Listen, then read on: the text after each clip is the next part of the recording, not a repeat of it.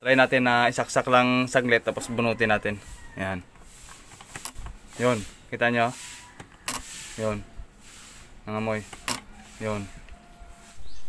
So isang magandang araw na naman sa inyong lahat mga katropa, mga ka-DIY. Yan. So may panibago naman tayong repair itong electric fan. So sa kapitbahay ito, so gawa natin ng paraan dahil sabi nila sunog daw yung motor at saka nangangamoy.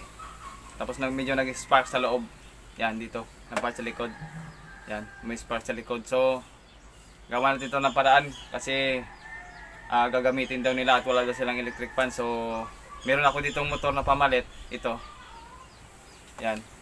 So nakuha ko lang ito sa ano lang, sa mga lumang motor, sa mga lumang electric fan. So try natin na ilipat dito. Yan. So okay pa naman ata to. So i-tester ko na ito. So ililipat natin dito mamaya. So mamaya papakita natin kung saan natin ilalagay ito. Yan. So ito na siya guys, no. Ito na yung ating electric fan. So ang brand pala nito Allison. So hindi ganong kilalang brand. So kahit hindi siya kilalang brand, okay lang. Yung madaling bumigay ng mga motor nito, mga parang mga China. Yan. So ang motor nito hindi puro tanso. Alum siya. Yan, aluminum yung kanyang motor. So try natin na buksan muna sa likod dito. Yan. Tanggalin na natin tong screw. Yan. Try natin. Yan. Tabi lang natin yan. Tabi lang natin. Gusto. Ugutin na lang to. Ugutin na lang tong ang sa likod. Yan. Naugot na. Ugutin tong likod din. Yan.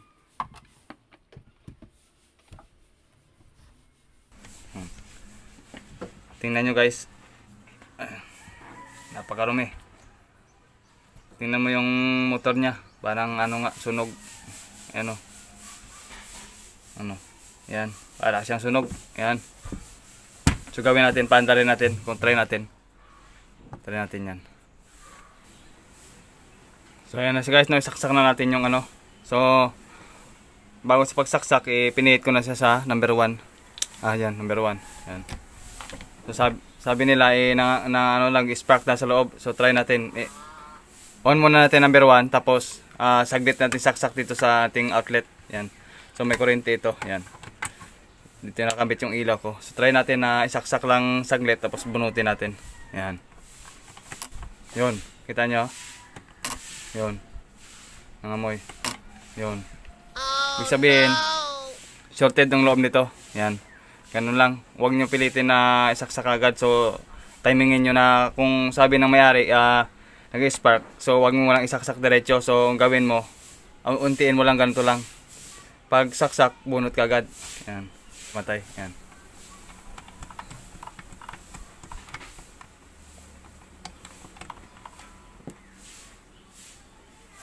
Sunog na yun. Hindi na yung kayanin kasi nag-spark na siya. Yun nga sabi nila, nag-spark. So try natin. So ito yung pamalit ko. Ito yung pamalit ko. Ayan. Halos magkapareho lang sila ng sizes ng motor. Ayan o.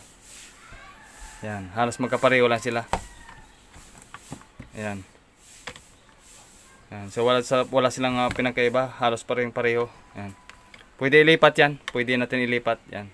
Kahit hindi rin sila magkapareho, walang problema. Kahit hindi sila magkapareho ng kapal nito, pwede nating i-transfer ito. So wala pa tayong bakanting motor na ibang makapal. So baka next video ay gagawa natin yan. Ayan. So yan o. Halos magkapareho lang sila. Ayan. Kapal. So try nating ilipat ito dito. Ayan.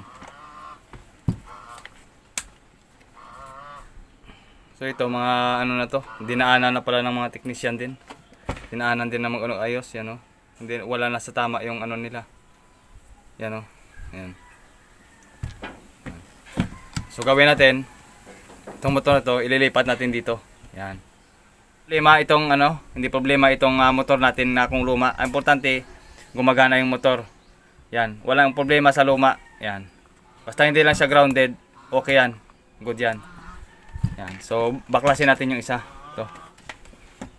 Baklasin natin. So yan, ang problema pa nito, ayan o, gearbox, ayan o. Yan.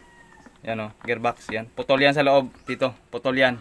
Yan o. Oh no! Yan. Putol yan sa loob. Ito yung problema pa ito kasi kapag na-swing yung motor, yung electric fan, nakalak itong sa taas. Pag inugot ito, nakalak ito. Tapos biglang iikot yung ulo ng electric fan. So bali talaga ito. Yung swing arm niya, sa ilalim. Ito, bali ito. Yan, bali yan.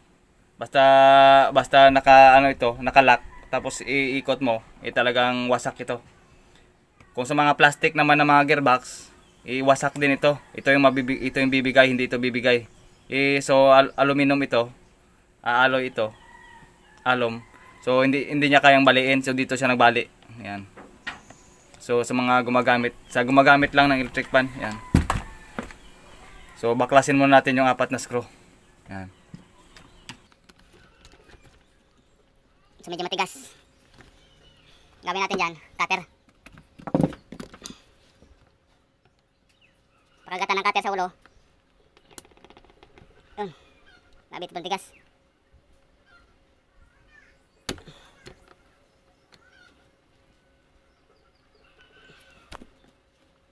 So gamitan natin ito ng impact. Kasi grabe tigas. Hindi kaya ng kamay lang. So gawin mo natin, tanggalin mo natin itong mga wire na nakaharang. Yan. Tanggalin na natin yan, ubusin na natin para walang sagabal. Tanggalin na natin itong switch. Yan.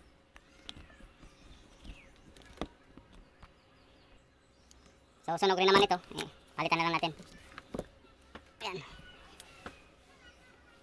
Sa mga ganito guys, mga China, mga hindi kalalang brand, kaya madaling bumigay yung motor. So tanggalin mo natin itong switch. Ubusin mo natin tanggal yan bago tirahin natin ng pwede makuha impact ang gagamitin natin. Yan. Tabilang muna natin yan. Yan. So katay na naman ito. Yan. Tanggalin lahat. Yan. Ito. Yan. Tapos tanggalin natin itong 1, 2, 3. Ito. Isa. Dalawa. Tatlo. Yan. Ito lang yung matitira. Yan. Itong papunta doon sa ibaba.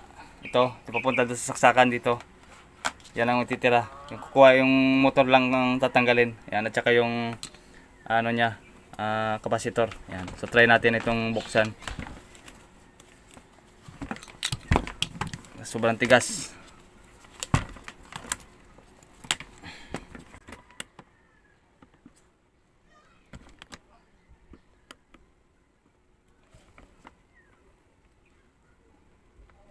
Grabe, ang tigas, hindi kaya ng cutter. So, ang balak gawin dito, ang dapat dito, impact drive. So, kuha tayo ng impact drive. So, try muna natin na sprayan ng WD-40 dito sa labas. Yan, dito. Sprayan natin. Para lumuwag. Kasi kinalawang na. Yan. Sa kanyang screw. Yan. Tapos gawin dyan, paluin na lang ng impact drive. So, ang bala ng impact drive ay dalawang klase. May malaking dulo at may maliit. Yan. So mura lang naman itong impact drive na bili ko. Yan, 250 something. Ganito. Yan, ito. Kunin naman natin to. Yan. Hindi ganong sikip. Yan. Pasin mo natin.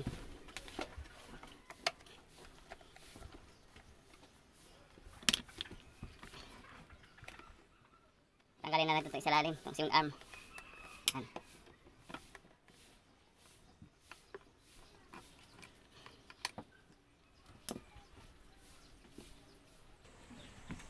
Ayan, nakalas na.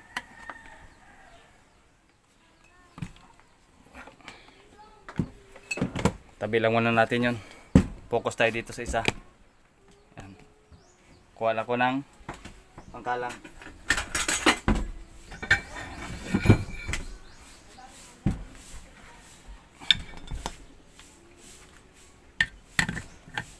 Ayan. Birahin natin ang impact.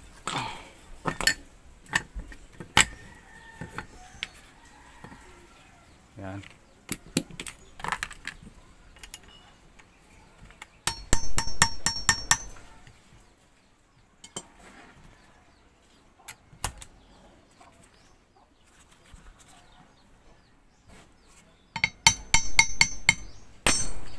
Yun. Kalas. tigas eh. Yan. Ito pa. Kailangan natin ng impact.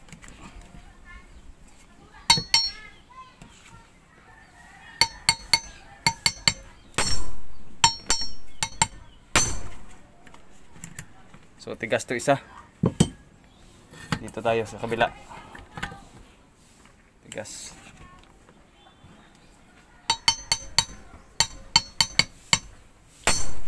So yun, kalas. Yung isa na lang talaga mahigpit. Yan.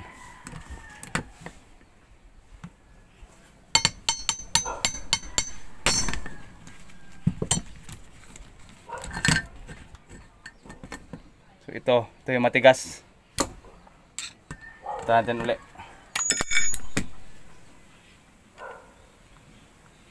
So hindi na kaya to. Tigas na to. So gawin natin dyan. So ulitin natin yung kanina. Ito. Cutter.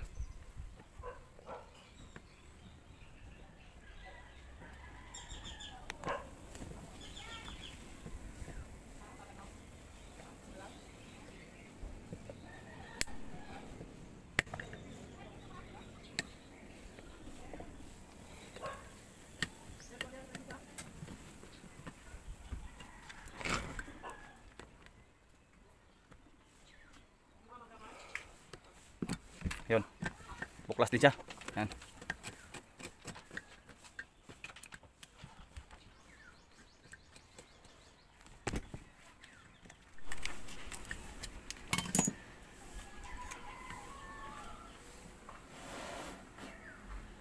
Yan, grabing dumi. So, ito yung spark kanina. Sunog yan. Ito. Yan. So, gawin natin. Lagyan natin yung isang motor. Yung kanina. Wala na ito.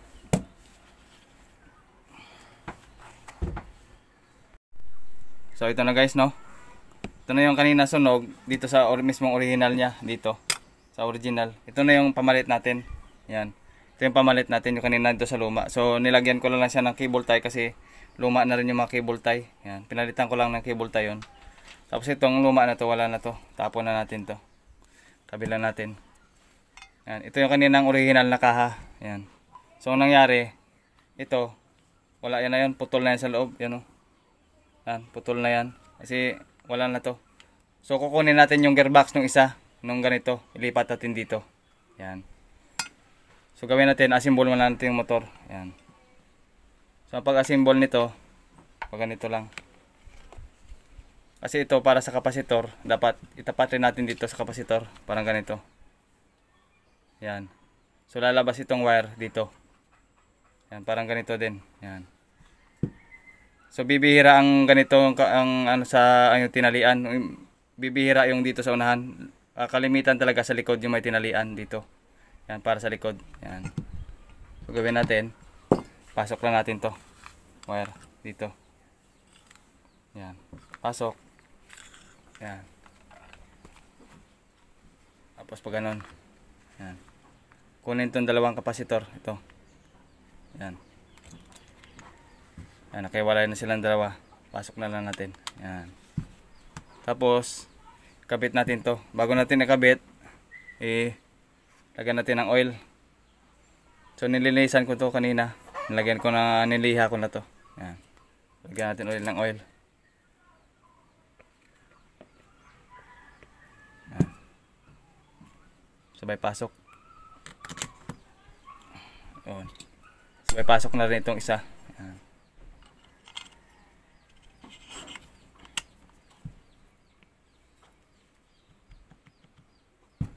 Dapat may konting play din. Ganito.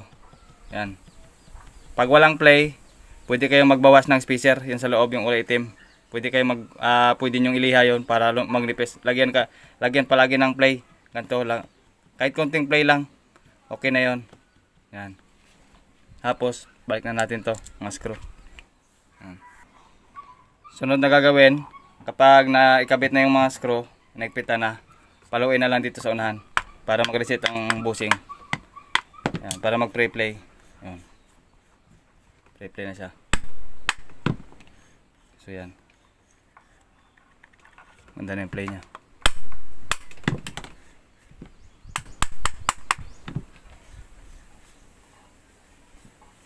So yan, maganda na yung play niya. Tapos nagaganda na siya. Talian na lang to sa gilid. Yan. Dito sa ilalim, talian na lang ng cable tie.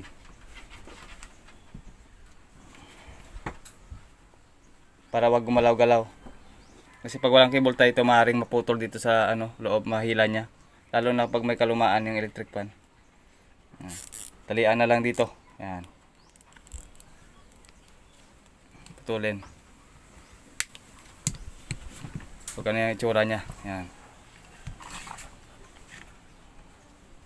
Lagyan natin ng kapasitor. Yan. Yung naputol sa loob, lagyan ko na lang yun. Madali lang naman yan. So ayan na sa guys, no? Yan. Pinalik dito natin sa taas. Yan. Yan. Kasi dito banda yung switch. Yan, dito yung switch banda. Yan, dito na switch. So magpuputol tayo dito. Yan, putulin natin dito. Yan, putulin natin dito. Yan. Kasi dito yung switch, nakaganon. Yan, hinangin natin yun mamaya. So balatan ko lang to. Yan. So ayan guys, no. So ito yung papunta sa saksakan, yung line 1 at saka line 2. So ang line 2 na yan, dito yan. Yan, identify muna natin yung kung sino yung number 1, number 2, number 3. So kahit ano lang dito, times 1, times 10, walang problema, kahit saan lang. Times 1k dito sa part ng ohms yan. So dapat naka-zero muna para hindi muna natin yung palo lang kunin natin. So walang palo, ibig sabihin naka-zero yan.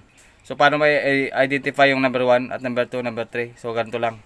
Pihitin mo. Yun. Pag pinihit mo na yan isa, ibig sabihin hanapin mo dito. Yun. Ibig sabihin ito pumalo, ito ng number 1. Yan. Number 2 ito. Sa gitna. Yan. Kasi wala dito. Ito na number 2. Ito na sunod na papalo niyan sa uli. Number 3. Ito. So yun. Ito yung number 1, number 2, number 3. So kabit na natin yun. So itong motor, binalatan ko na yan. Yan. Ang hanapin natin dyan, kung saan number 1, number 2, number 3. Ito lang yun. Hanapin natin yung may 0 ohms reading. Ayan. Pareho lang yung una, yung tinalakay natin. Ito. So may 0 ohms reading sa times 10. Ayan. Hanapin natin dito sa dalawa. Itong lumabas na to sa kapasitor. Dalawang kapasitor na ito. Hawakan natin yan. Hanapin natin yan sa 0 ohms reading.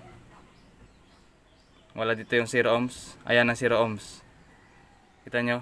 Yan. Kasi by dito, may mga reading yan, oh. Kita mo, may mga reading. May mga reading, may reading, may reading. 0 ohms reading. Ayan. Ang 0. 0 ohms reading. Ayan. Ayan. Dito naman sa isang kapasitor, sa red, may reading.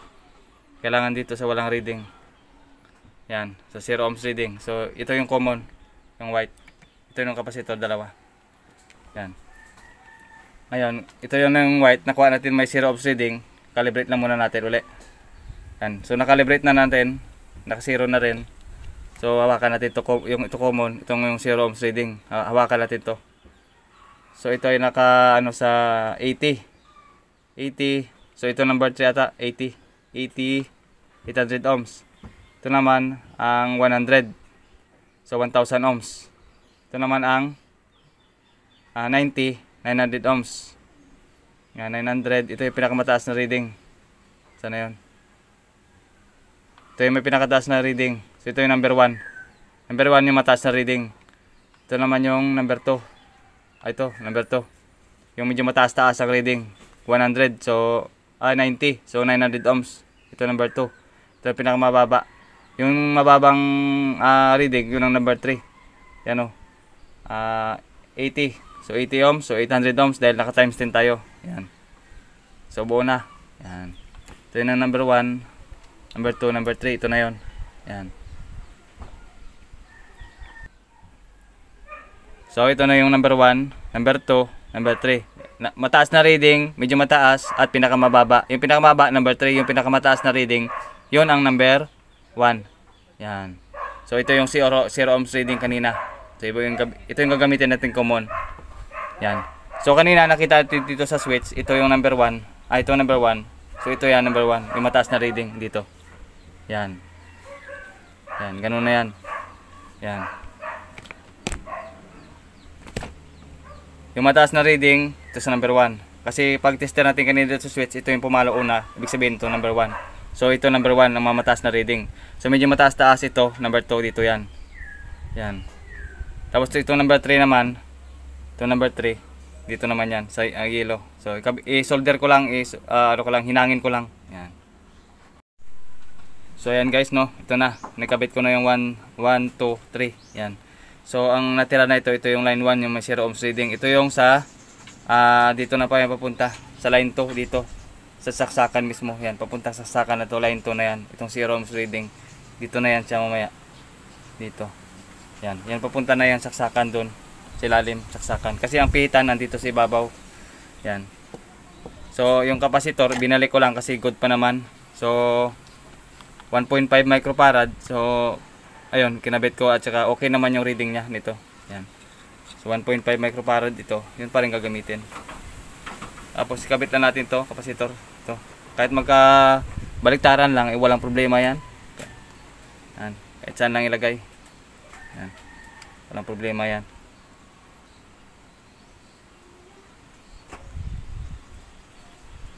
Yan. So lagyan lang natin yan ng, pwede hinangin. Yan. Pwede naman hinangin yan. Pwede namang lagyan ng shrinkable tube. Yan, hindi na ano. Yan, ganyan na yan. Yung 0 ohms reading at saka line 2, 0 ohms reading at saka line 2, line 1 ito, line 2. Yan. So ikabit lang natin dito. Yan. Yan.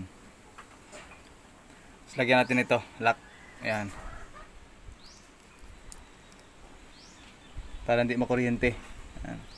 Natin yung ano niya, lock niya. Tapos pagkakata natin ng plies.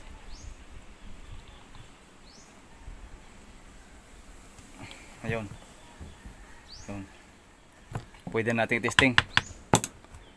So ito. Ayan. So ayan, na ilagay na natin, no. So gawin natin, tali na natin to dito. Yan, sa mismong ano. Kumuha ng dalawang cable tie. Yan. Kailangan talaga guys mag step by step tayo kasi hindi lahat ng nakakapanood ng video ito marunong na talaga. Yan. Kailangan step by step para maunawaan. Yan. Para magkaroon din ng knowledge yung mga baguhan na nag-ayos. Kahit ito lang, kahit simple lang mga ganito, walang problema yan. Yan. Putol natin. Putol. So, yan. Ito na siya. Pistol natin na mabuti. Ayan.